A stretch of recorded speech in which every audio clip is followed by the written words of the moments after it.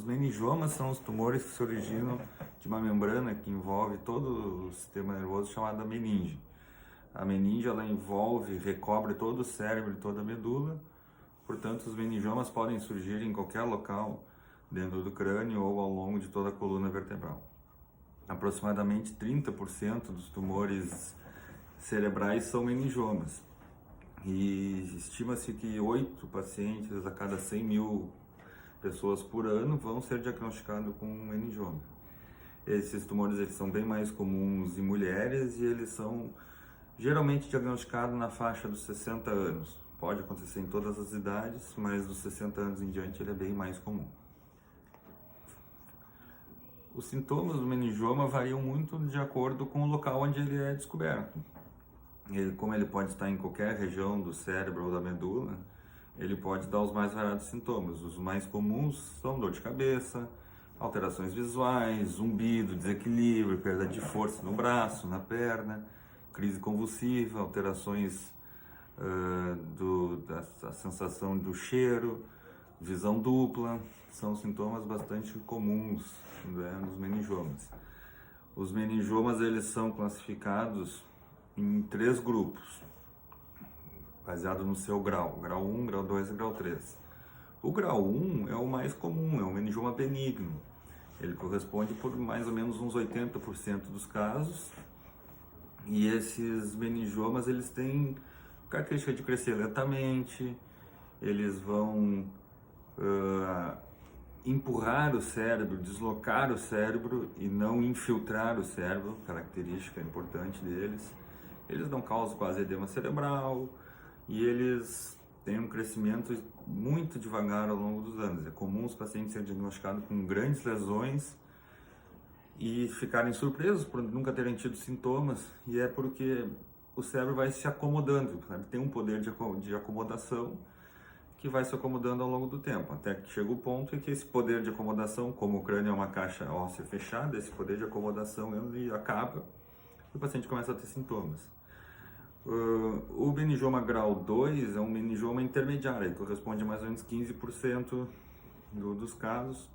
Ele não é um meningioma benigno como o grau 1, mas ele não chega a ser um meningioma tão agressivo quanto o grau 3. O meningioma grau 3, que é muito mais raro, felizmente, ele é 3 a 5% dos casos, ele é um câncer cerebral. Ele é um meningioma bastante agressivo, bastante difícil de tratar, recidivas, necessita tratamento complementar com radioterapia. Ele invade o cérebro, ele danifica o tecido cerebral, ele invade o osso, destrói o osso.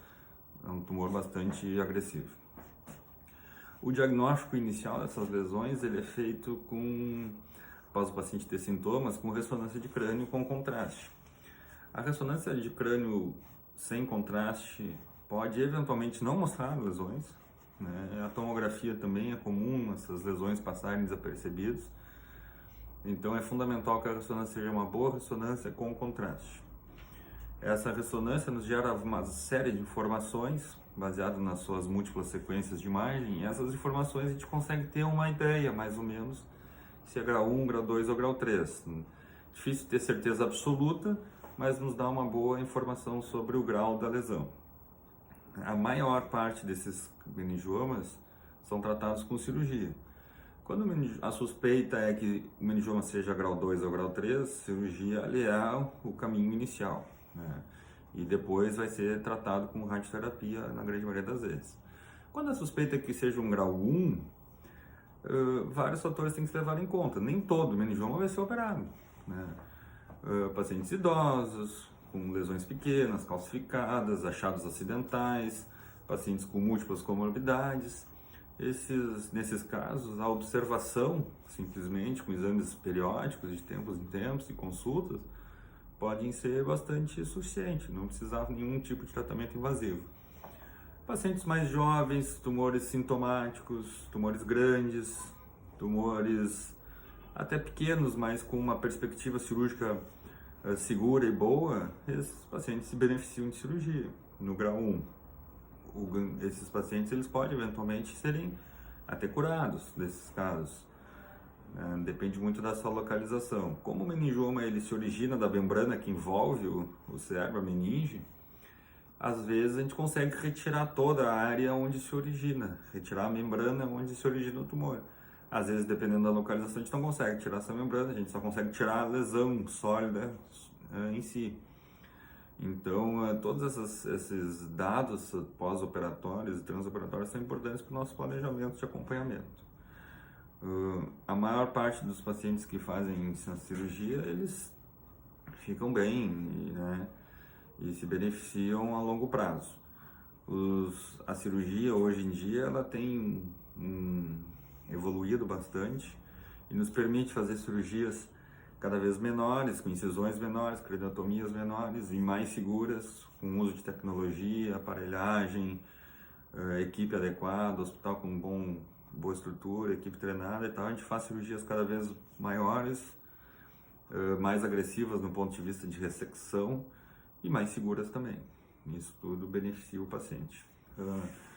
O meningioma grau 1, a maioria das vezes, só a cirurgia ela é suficiente, a gente não precisa fazer radioterapia, pelo menos não inicialmente. A gente pode, mesmo que sobre uma lesão, esses pacientes podem ser acompanhados com exames de tempo em tempo para ver se vai crescer, se não vai crescer. Às vezes passa muitos anos estacionado ali e a gente não precisa fazer nada inicialmente. Enfim, cada caso é um caso, os pacientes têm que ser avaliados individualmente sempre, suas características, suas comorbidades e a doença e o meningioma também. Várias características são importantes para se definir o melhor tratamento. Se você tem um meningioma ou algum conhecido tem um meningioma, é sempre importante consultar com alguém que faça a cirurgia com frequência, que entenda da doença, entenda da cirurgia e tenha uma estrutura e um treinamento adequado.